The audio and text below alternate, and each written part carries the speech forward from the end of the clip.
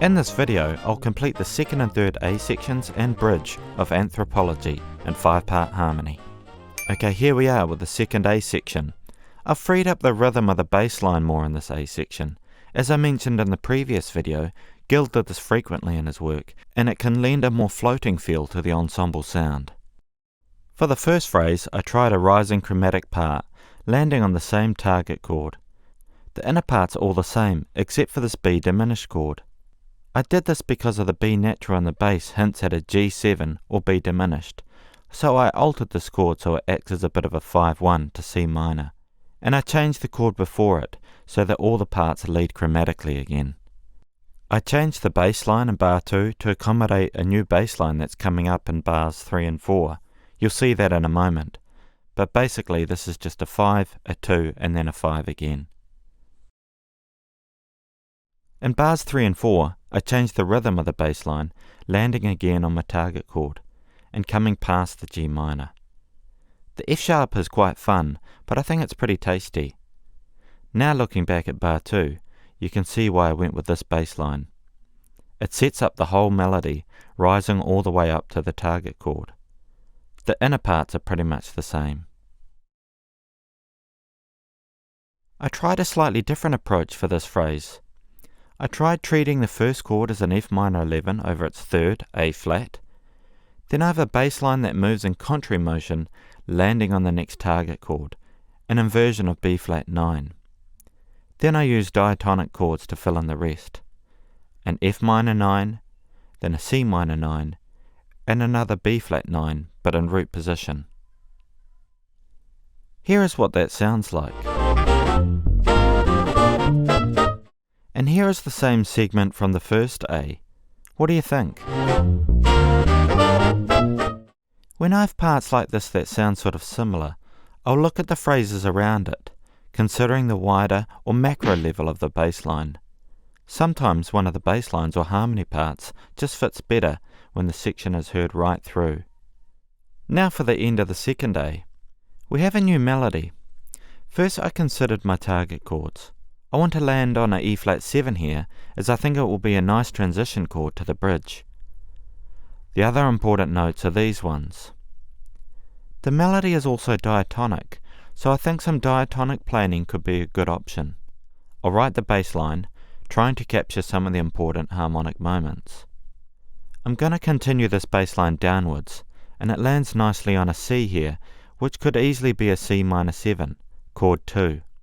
Now I'll leap down, catching this F for an F7, and head up towards my target note. That looks good. Spoiler alert, that wasn't the first bass line I wrote.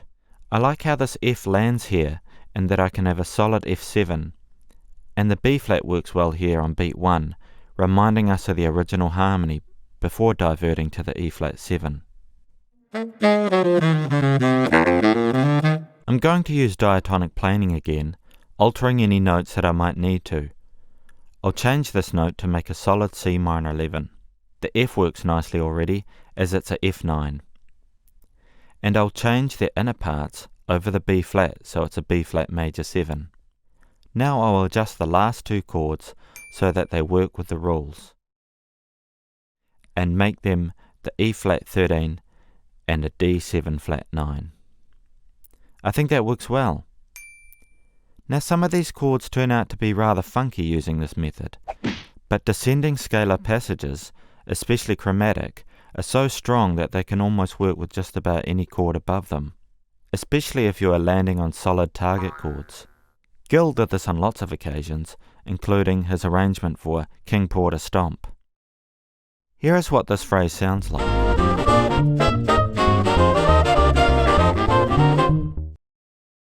And here is the entire second A section.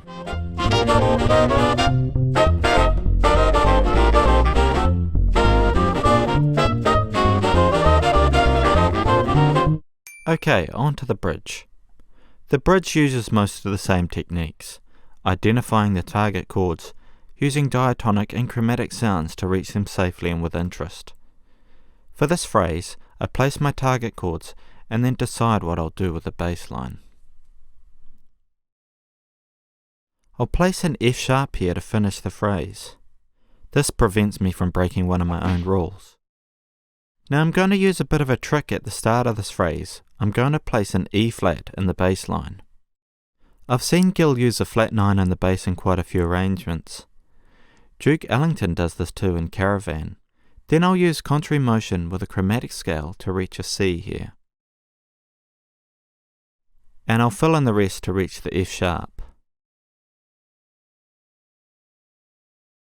Now I can fill in the other inner parts, keeping the same shape, utilising chromatic voice leading when the melody notes do the same.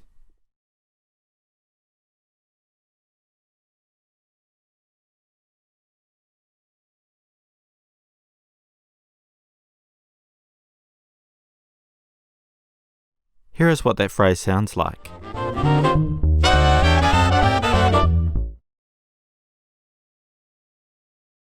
For this G7, I'll voice the target chords. I'll place a G in the bass line, and this looks like a good chance to use a scale upwards to outline G mixolydian.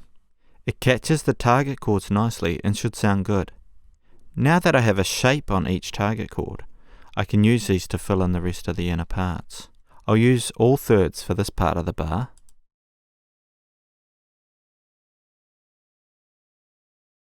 And we get a nice D minor 9 on beat 3.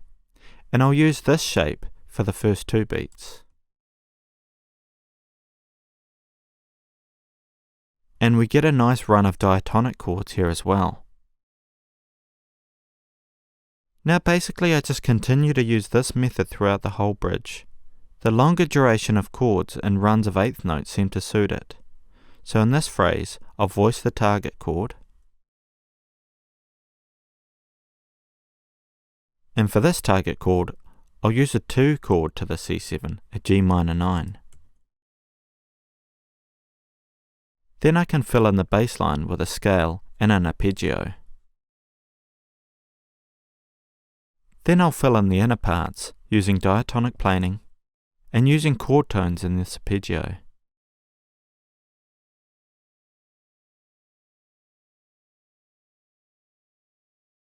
For the C-sharp melody note, I'll approach the bass line chromatically, and then I'll fill in the inner parts.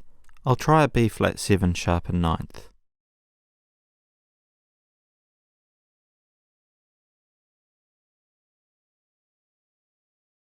On a quick tune like this, I don't want too many instruments playing this tune. It can get messy. So I'll just have the instruments on the melody playing the 16th note triplet, and the others can join in on the main notes. I'll use chord 2 again, and a tritone substitute on my target chord, and I'll bridge this gap with a 5-1 movement.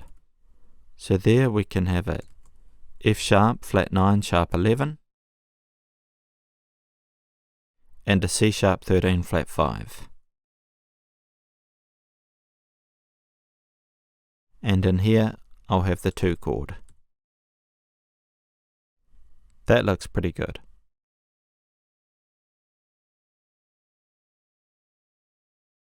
For the last phrase of the bridge, I'll use a scale again, as it lands so nicely on the target chords. I'll end the section with a strong 5-1 bass line. Then I'll fill in the inner parts with diatonic planing. Then I make sure to check it, make sure it works. It looks good. I'll adjust this note so we get a C9 to a F7 flat 9 ending. And here's what the bridge sounds like.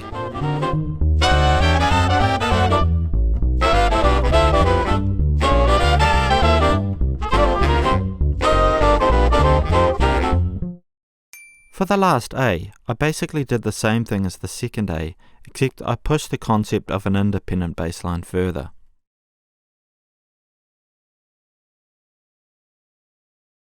Utilising a freer rhythm.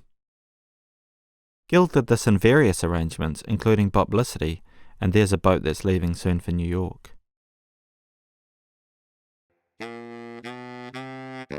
I just tried to make sure that I caught the important moments rhythmically and harmonically. The only other difference in the last A is that I changed the ending so it ends strongly on B flat. And you can see I broke one of my own rules so that it comes to a nice resolved end. And here is what the last A sounds like.